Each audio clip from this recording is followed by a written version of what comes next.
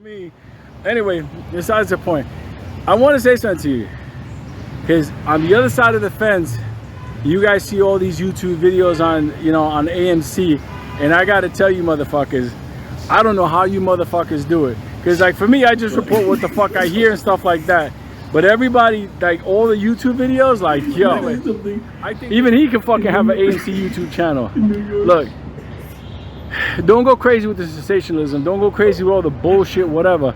It's almost become like an all-out business, and it's kind of stupid because this shit is ending. So I just want to tell people who are kind of like vulnerable on things, just take it easy. Don't go nuts. Don't go nuts, because this shit is about to end. So don't go nuts.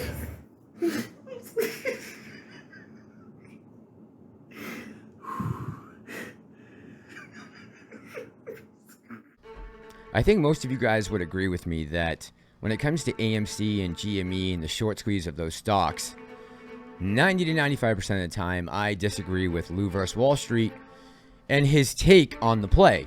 Now, there have been a few times he's dropped some absolute bangers, and I think on July 5th, when he uploaded this content about AMC and the YouTubers who are making too many videos with not enough information or information overload, he was worried about vulnerable people, and so am I. Now, there have been some people out there who think that Lou might be doing something that we refer to as projecting, where you take some faults of your own and you project them onto a certain individual or group in order to make them the scapegoat for your crimes. Now, I don't 100% buy into that narrative, but I can't say that it hasn't crossed my mind from time to time. But we don't want to spend all night on Lou. It's been a while since we've talked. I want to get into Thor, Love, and Thunder. This number right here, the 68% drop off in week 2, is this a problem for us as AMC shareholders? We're going to talk about the Adam Aaron tweet from July 7th, the When Pounce tweet, and what he meant about Q2 earnings. Quickly, I want to touch on a couple of the major world events that have transpired over the last 14 days or so. We've seen prime ministers resign. We've seen prime ministers assassinated. We've seen prime ministers' palaces being stormed. And what you're watching right now behind me, guys, is an actual insurrection. And you will know it's an actual insurrection because in 20 minutes, half of this crowd are going to be swimming in the presidential pools. And if you happen to make it to the end of the video, I have an amazing chart that Princeton University did, and I think it will blow your mind when you see it. Alright, but before we get way too far ahead of ourselves, cue the speeder.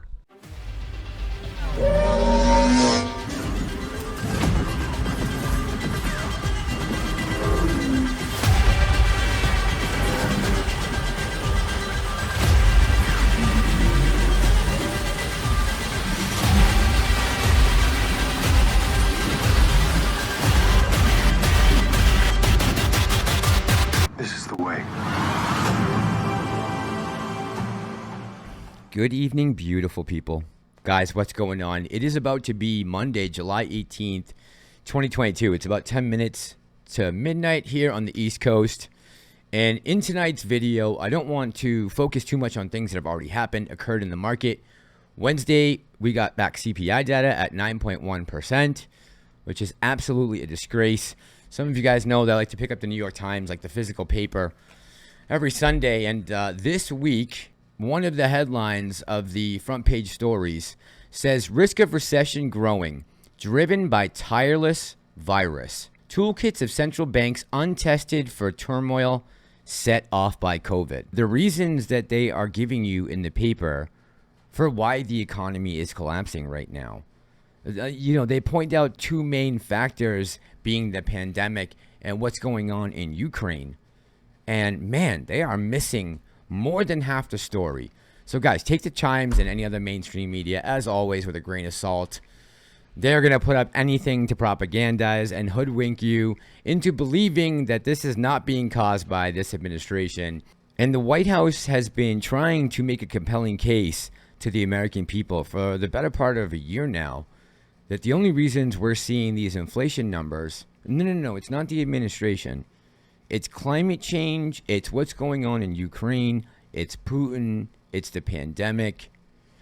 Anyone who doesn't include on the list the Federal Reserve is being very disingenuous.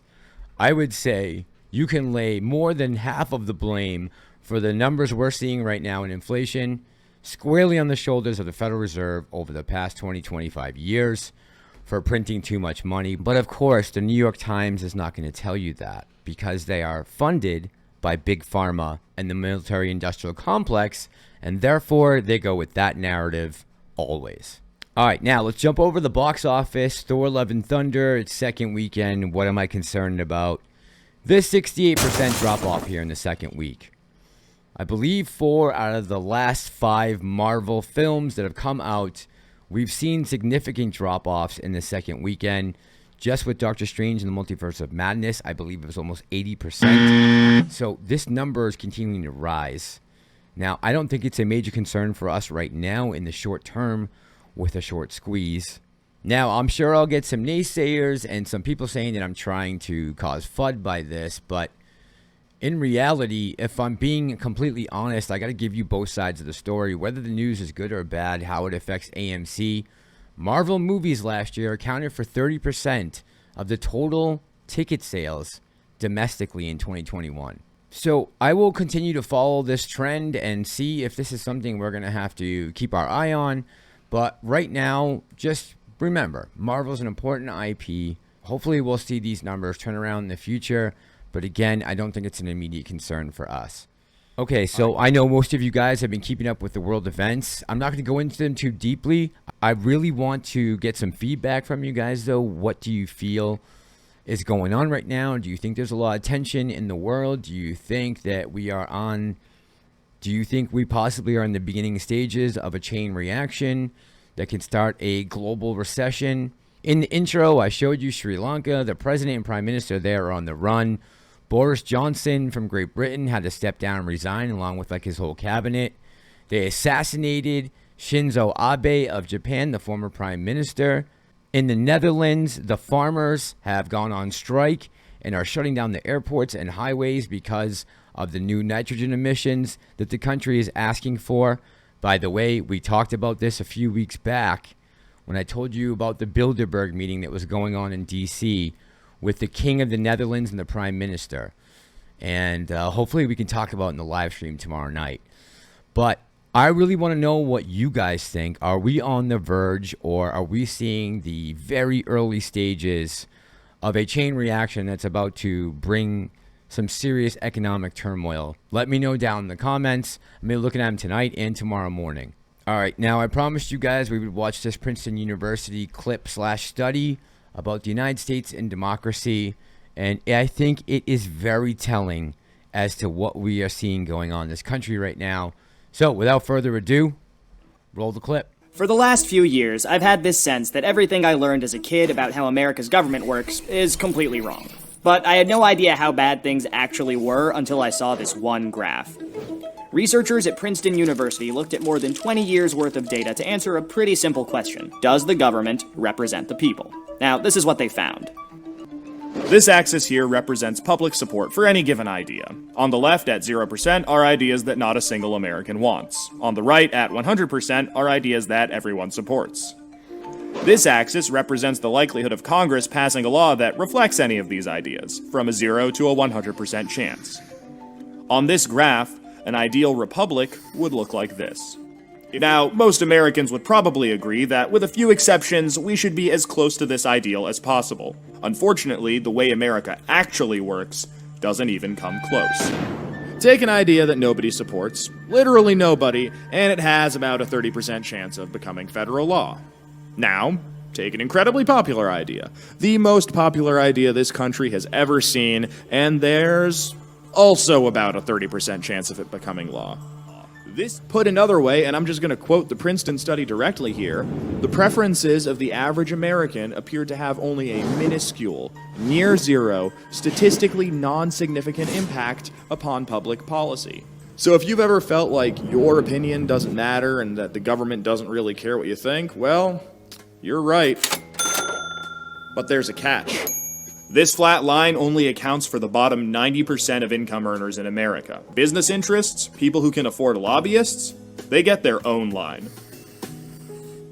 Look at how much closer their line is to the ideal. When they want something, the government is much more likely to do it.